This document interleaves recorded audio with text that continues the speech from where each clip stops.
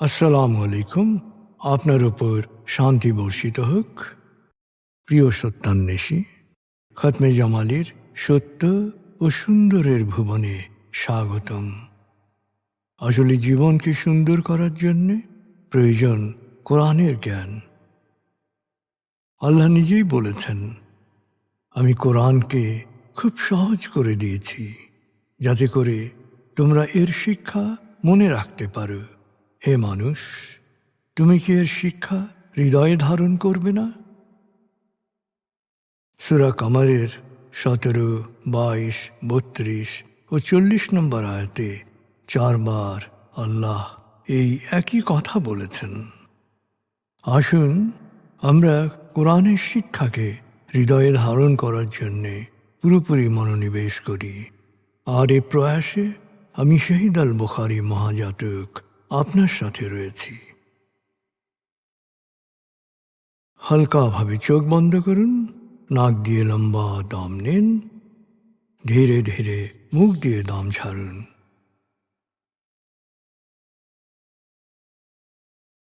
দম নেবেন পেটে, ছাড়বেন মুখ দিয়ে। দম নেওয়ার চেয়ে দম ছাড়তে সময় একটু বেশি নিন। এভাবে কয়েকবার দম নিন ও দম ছাড়ুন।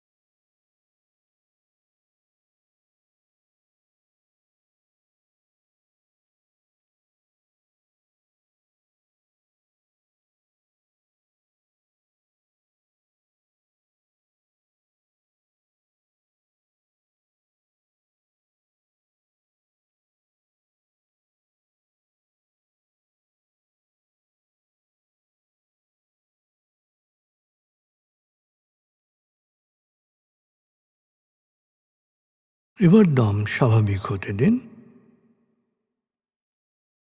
এবার নাক দিয়ে ধীরে ধীরে দম নিন, নাক দিয়ে ধীরে ধীরে দম ছাড়ুন।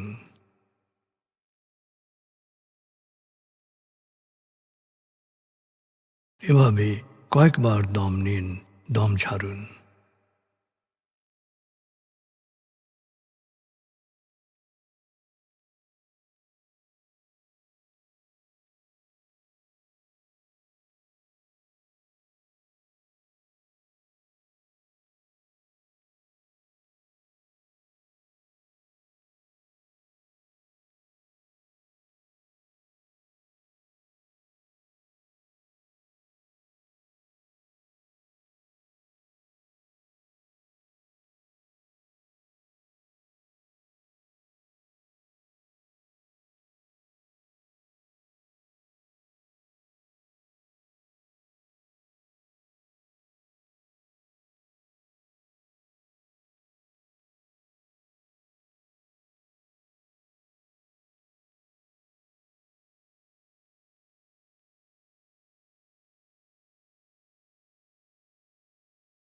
এখন দম স্বাভাবিক হতে দিন। আপনি শুধু দম খেয়াল করুন।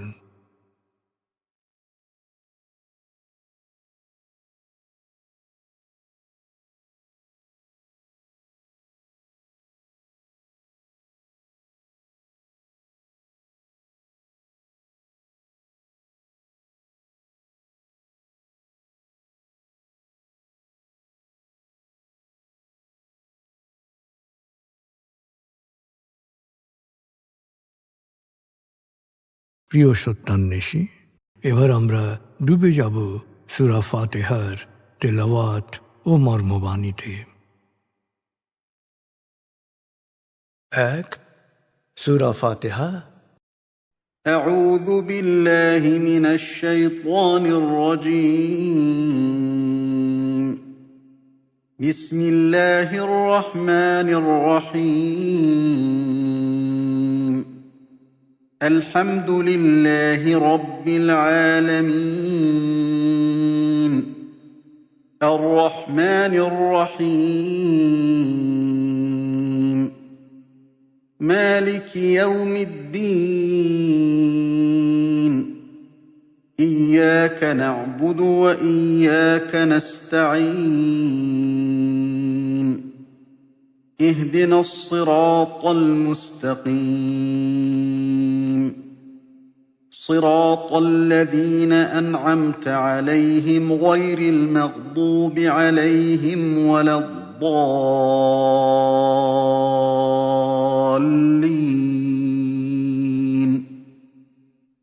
দয়াময় মেহেরবান আল্লাহর নামে। সকল প্রশংসা মহাবিশ্বের প্রতিপালক হে আল্লাহ তোমারই জন্যে। তুমি দয়াময় মেহেরবান কর্মফল দিবসের মালিক। আমরা শুধু তোমারই ইবাদত করি, শুধু তোমারই সাহায্য চাই। প্রভু হে, সাফল্যের সরল পথে তোমার প্রিয়জনদের পথে আমাদের পরিচালিত করো। প্রভু হে, বিভ্রান্ত অভিশপ্তদের অন্ধকার পথ থেকে তুমি আমাদের রক্ষা করো।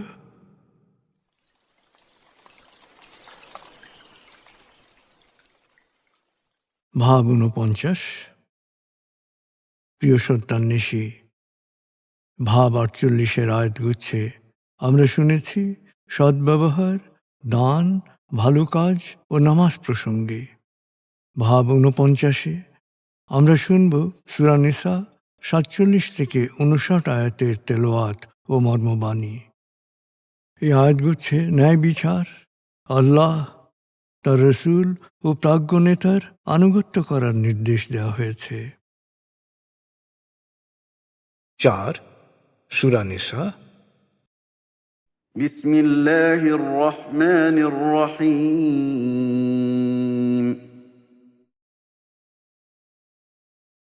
يا أيها الذين أوتوا الكتاب آمنوا بما نزلنا مصدقا لما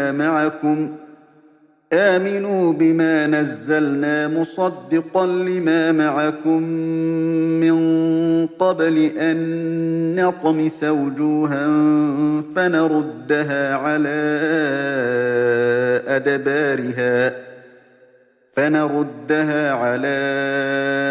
أدبارها أو نلعنهم كما لعنا أصحاب السبت وكان أمر الله مفعولا إن الله لا يغفر أن يشرك به ويغفر ما دون ذلك لمن يشاء ومن يشرك بالله فقد افترى إثما عظيما ألم تر إلى الذين يزكون أنفسهم بل الله يزكي من يشاء ولا يظلمون فتيلا انظر كيف يفترون على الله الكذب وكفى به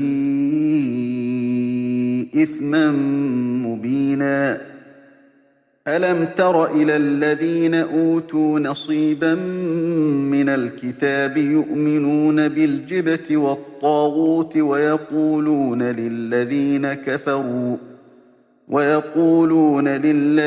كفروا هؤلاء أهدى من الذين آمنوا سبيلا أولئك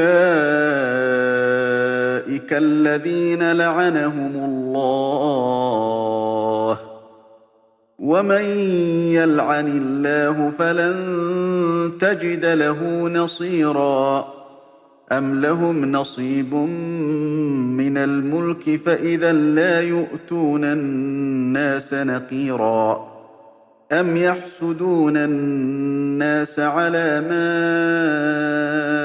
آتاهم الله من فضله فقد آتينا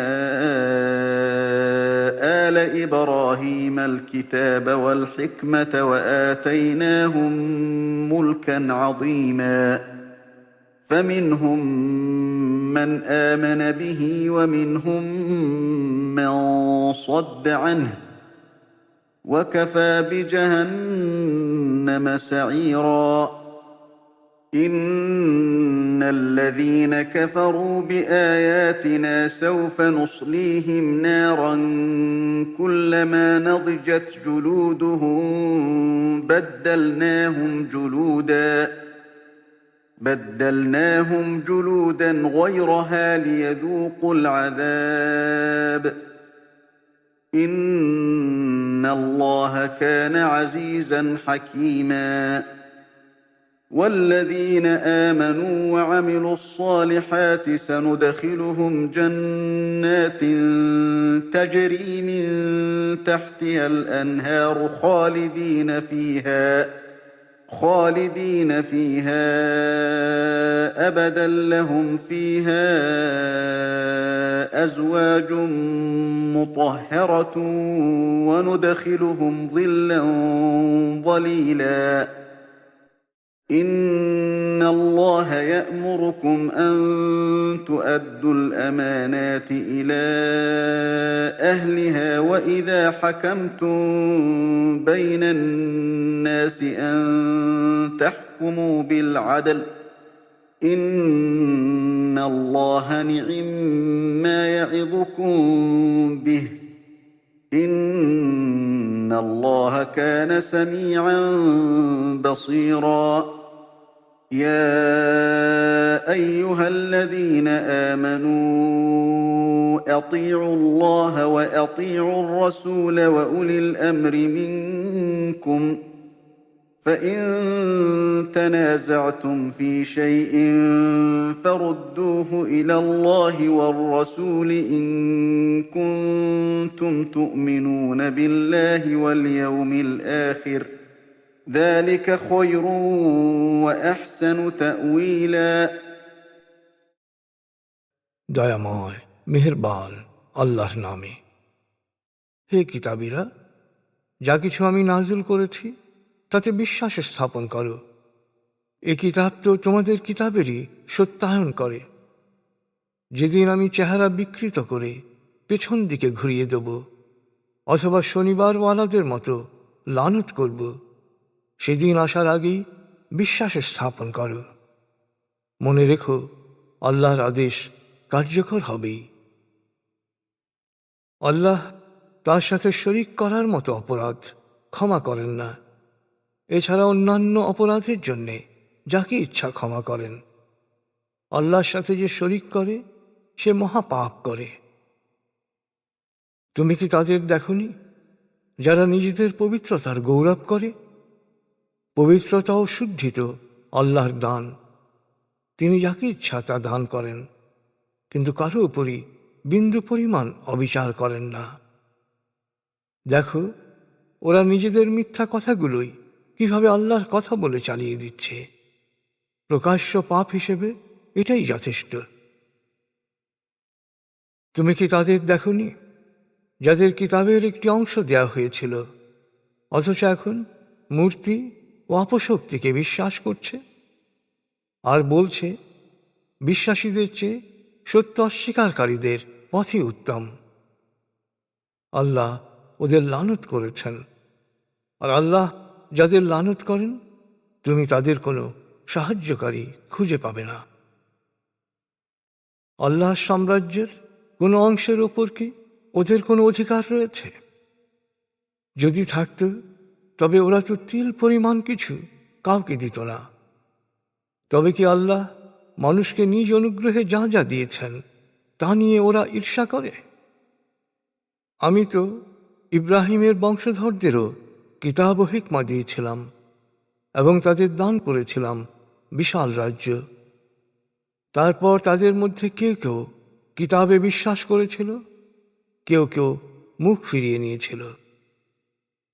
আর শুনে রাখো, অপরাধীদের পোড়ানোর জন্যে জাহান্নামই যথেষ্ট। যারা আমার বিধান মানতে অস্বীকার করবে তারা আগুনে পুড়বেই। ত্বক একবার পুড়ে গেলে আবার নতুন ত্বক সৃষ্টি করা হবে, আবার তা পুড়বে। এভাবেই তারা পুরো মাত্রার শাস্তি ভোগ করবে। নিশ্চয়ই আল্লাহ মহাপরাক্রমশালী, প্রজ্ঞাময়। আর যারা বিশ্বাস করে ও সৎকর্ম করে তারা প্রবেশ করবে জান্নাতে, যার পাদদেশে থাকবে প্রবহমান ঝর্ণাধারা। তাদের জন্যে থাকবে পবিত্র সাথীরা। এক মহাসবুজের ছায়ায় শান্তি সুখে থাকবে তারা চিরকাল। হে বিশ্বাসীগণ, আল্লাহ নির্দেশ দিচ্ছেন যে তোমরা সব আমানত তার মালিককে ফিরিয়ে দেবে। যখন মানুষের বিরোধ মীমাংসা করবে তখন বিচারক হিসেবে ন্যায় বিচার করবে। আল্লাহর উপদেশ সব সময় উত্তম। আল্লাহ সব শোনেন, সব দেখেন। হে বিশ্বাসীগণ, তোমরা আল্লাহর আনুগত্য করো, রসুলের আনুগত্য করো এবং তোমাদের মধ্যে প্রাজ্ঞ নেতার আনুগত্য করো। এরপর কোনো বিষয়ে মত পার্থক্য হলে আল্লাহ ও রসুলের শিক্ষার নিকট ফিরে যাও। আল্লাহ ও আখেরাতে সত্যিকারের বিশ্বাসীদের জন্যে এটি সঠিক কর্মনীতি এবং পরিণামে উত্তম।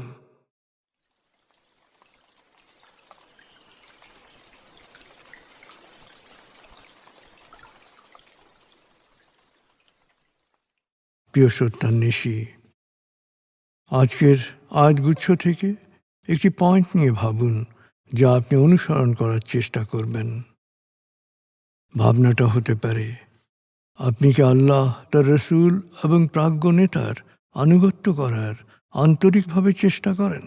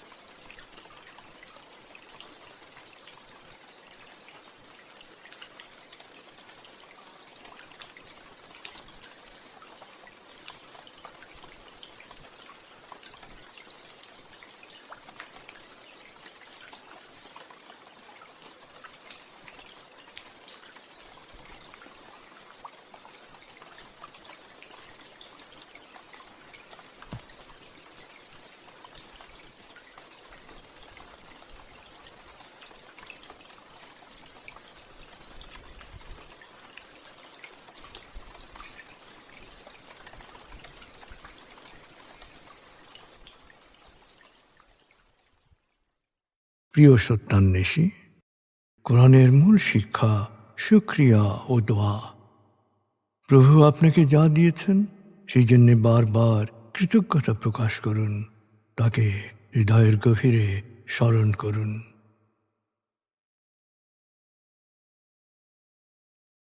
আল্লাহ আল্লাহ আল্লাহ আল্লাহ আল্লাহ আল্লাহ আল্লাহ আল্লাহ আল্লাহ আল্লাহ আল্লাহ।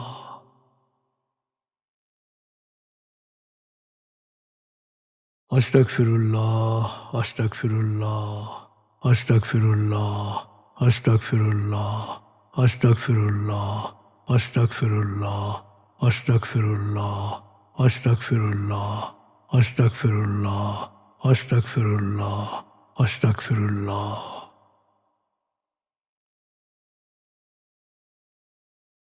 আসুন প্রার্থনায় ডুবে যাই। হে আমাদের প্রতিপালক, আমাদের ইহকাল ও পরকালের কল্যাণ দান করো। আগুনের শাস্তি থেকে তুমি আমাদের রক্ষা করো।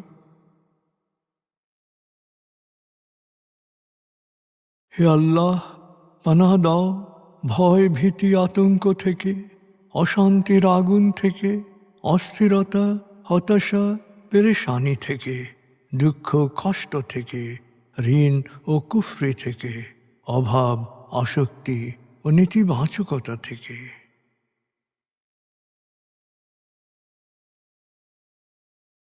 হে আমাদের প্রতিপালক, আমাদের বেহিসাব রিজিক দান করো।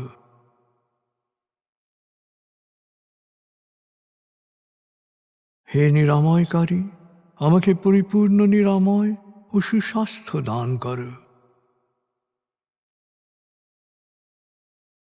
প্রভু হে, আমার মা বাবা অভিভাবক শৈশবে যে মমতায় আমায় লালন করেছেন, তুমিও তাদের উপর সেরূপ করুণা বর্ষণ করো। হে আমাদের প্রতিপালক, আমার পরিবারকে প্রাজ্ঞ সুখী ও সমৃদ্ধশালী পরিবারে রূপান্তরিত করো।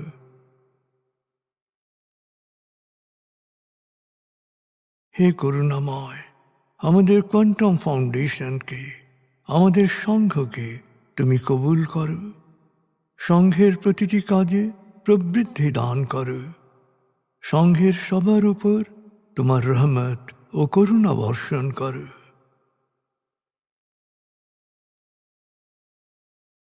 প্রভু হে, আমাদের দেশকে তুমি ভালো মানুষের স্বর্গভূমিতে রূপান্তরিত করো। হে করুণাময়, পৃথিবীর সকল শোষিত বঞ্চিত মানুষকে জালেমের জুলুম থেকে, শোষকের শোষণ থেকে মুক্তি দাও।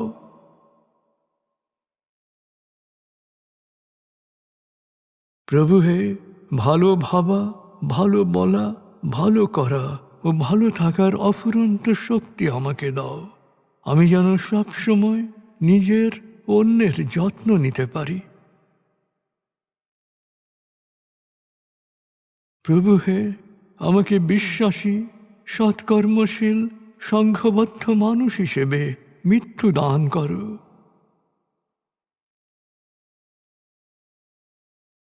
অনুভব করুন, আল্লাহ আপনার অন্তরেই আপনার কথা শুনছেন।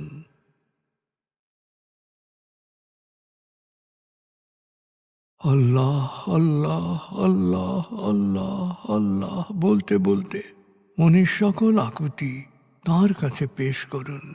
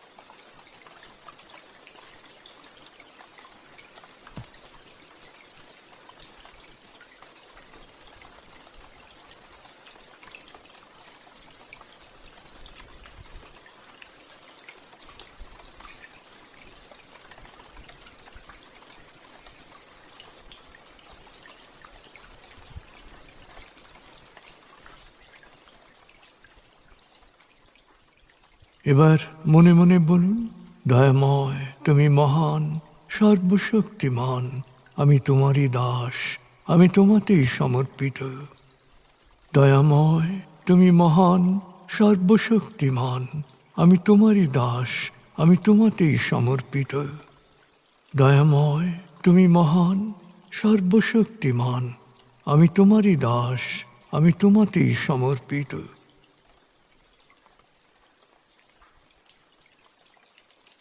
অনুভব করুন আল্লাহ আপনার প্রার্থনা কবুল করেছেন।